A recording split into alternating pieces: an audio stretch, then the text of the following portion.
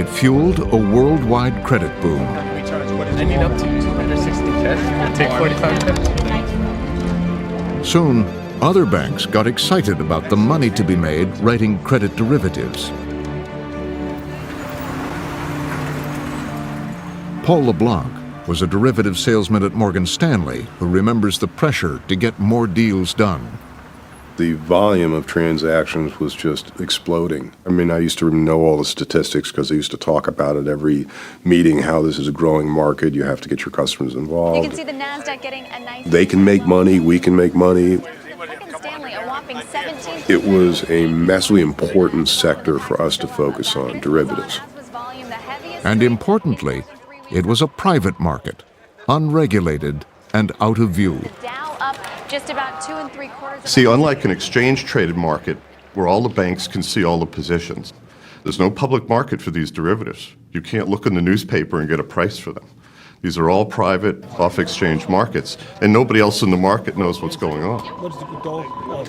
And because this market was opaque, the spreads, the difference between what banks could charge for derivatives and what it cost to provide them, could be huge.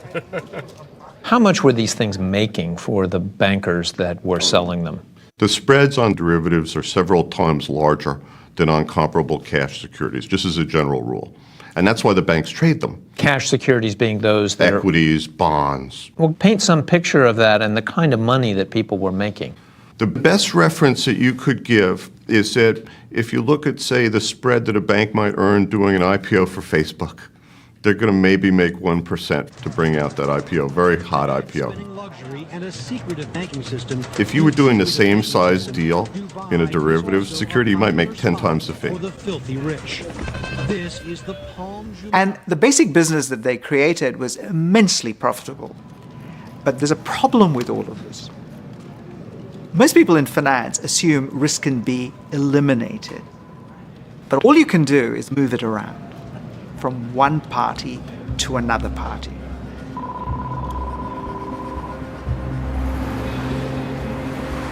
There was growing concern in Washington. We are moving towards greater risk. We must do something to address the regulation of hedge funds and especially derivatives in this country. $33 trillion, a substantial amount of it held by the 25 largest banks in this country, a substantial amount being traded in proprietary accounts of those banks. That kind of risk overhanging the financial institutions of this country, one day, with a thud, will wake everyone up.